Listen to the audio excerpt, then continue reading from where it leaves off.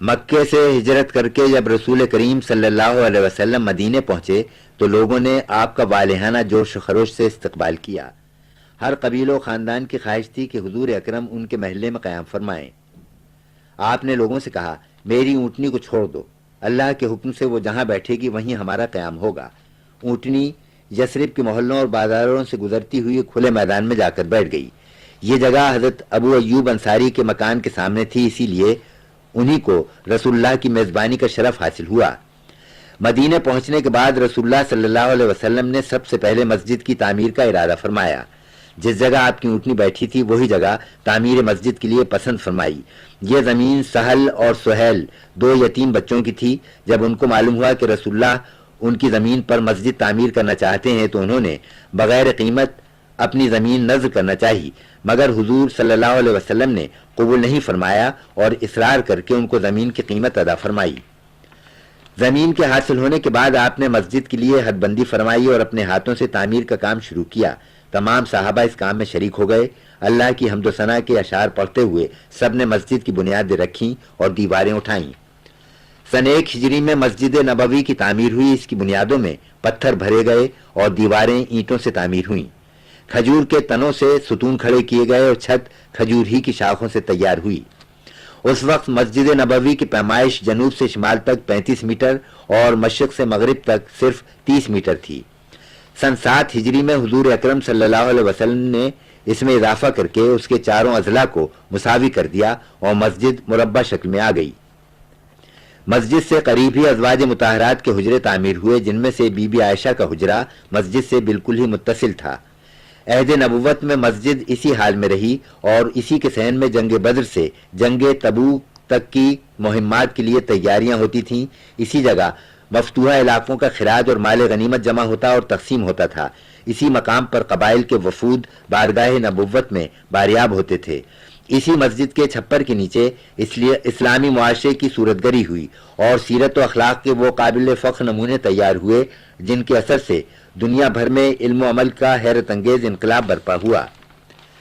خلیفہ ثانی حضرت عمر فاروق رضی اللہ تعالی عنہ نے 17 ہجری میں مسجد میں توسیع کی اور جنوبی سمت میں تقریباً 5 میٹر، مغرب کی جانب 10 میٹر اور شمال کی سمت 15 میٹر مزید وسیع کر دیا۔ سن 29 ہجری میں خلیفہ ثالث حضرت عثمان غنی رضی اللہ تعالی عنہ نے اس کو اثر نو تعمیر کرایا اور پہلی مرتبہ اس میں چونے اور گچ کا مسالہ لگایا گیا۔ ستونوں میں لوہا دیا گیا اور چھت سال کی لکڑی کے شہتیروں پر قائم کی گئی۔ مشرقی، مغربی، شمالی اور جنوبی دالانوں کو بھی وسیع کرایا گیا۔ جنوب میں یہ توسیع آخری حد تک پہنچ گئی۔ مسجد میں داخلے کے 6 دروازے بنائے گئے، جن میں سے 2 بعد میں بند ہو گئے، مگر اس وقت کے 4 دروازے زمانہ حال تک برقرار رہے۔ اب نئی تعمیرات میں شامل ہو گئے ہیں۔ اموی خلیفہ ولید بن عبد الملک نے مساجد کی تعمیر کی طرف خاص توجہ کی تھی۔ مسجد نبوی میں بھی اس نے توسیع اور تجدید کا کام کرایا۔ یہ تعمیر سن 88 ہجری سے سن 91 ہجری تک ہوتی رہی۔ اس موقع پر مسجد کے مشرقی و مغربی جانب اضافہ کیا گیا اور امہات المومنین کے حجرے مسجد کے اندر شامل کر لیے گئے۔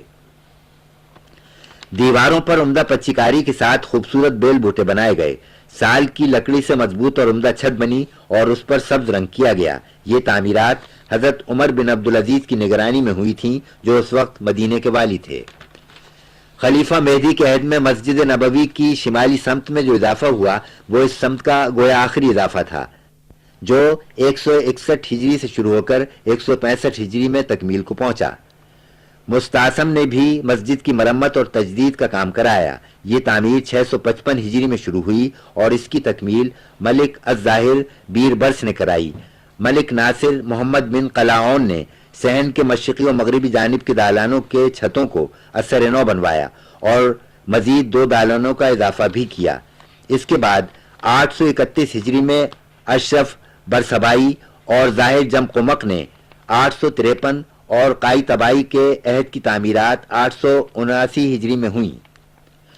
عثمانی خلیفہ سلطان سلیمان نے 974 ہجری میں مغربی سمت کی وہ دیوار اثر نو تعمیر کرائی جو باب رحمت سے مینار سلیمانیہ تک چلی گئی ہے۔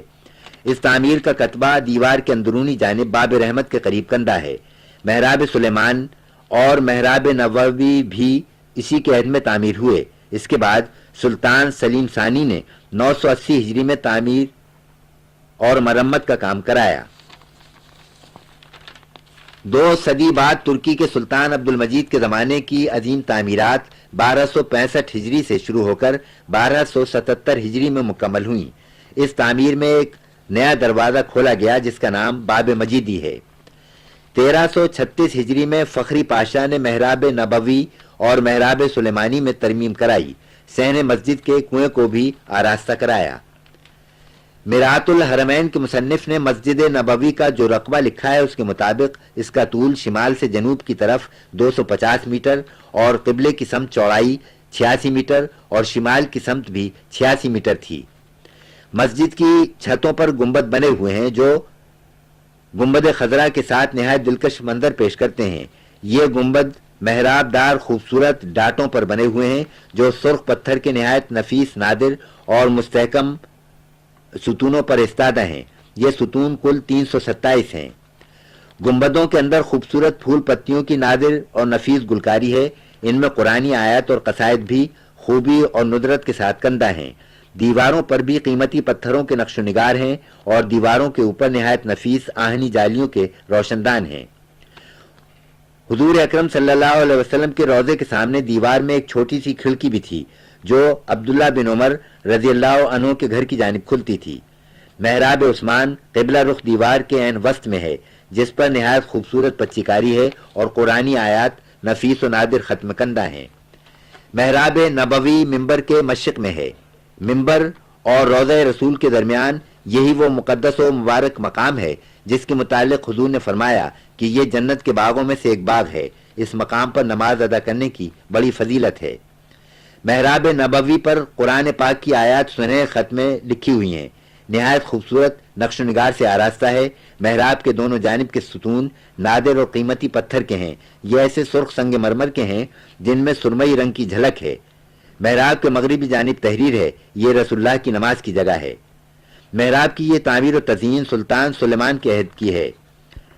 محراب نبوی کے مغربی سمت ممبر رسول ہے۔ اس میں 12 سیڑھیاں ہیں۔ ممبر سنگ مرمر کا ہے جس پر سونے کا پانی چڑھایا گیا ہے۔ ممبر پر ایک خوبصورت قبہ ہے جو سنگ مرمر کے 4 نازک اور خوبصورت ستونوں پر استادہ ہے۔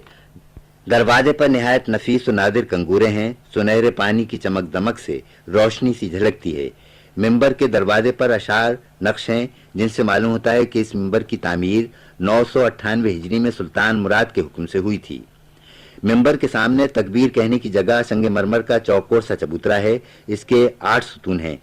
ان ستونوں میں سے 2 سفید مرمر کے ہیں اور 6 پر گہرے عقیقی رنگ کی استرکاری ہے۔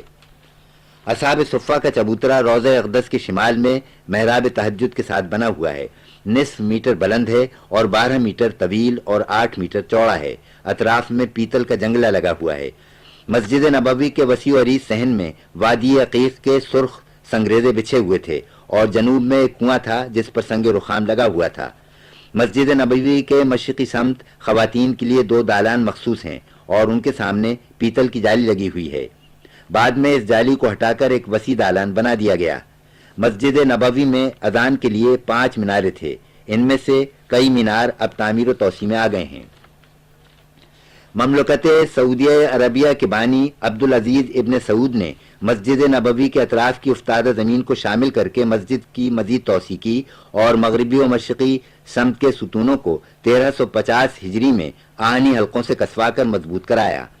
حکومت مصر نے بھی مسجد کی تعمیر و توسیع کے کام میں بڑا حصہ لیا، مگر سب سے زیادہ عظیم شان توسیع اور تعمیر جلالت الملک فیصل بن عبدالعزیز شہید کے عہد میں ہوئی، جس کا سلسلہ اب تک جاری ہے، اور یہ توسیع اس منصوبے کے ساتھ ہے کہ ہر سال مسجد نبوی کو آنے والے 10-15 لاکھ زائرین و حجاج کی گنجائش نکل سکے۔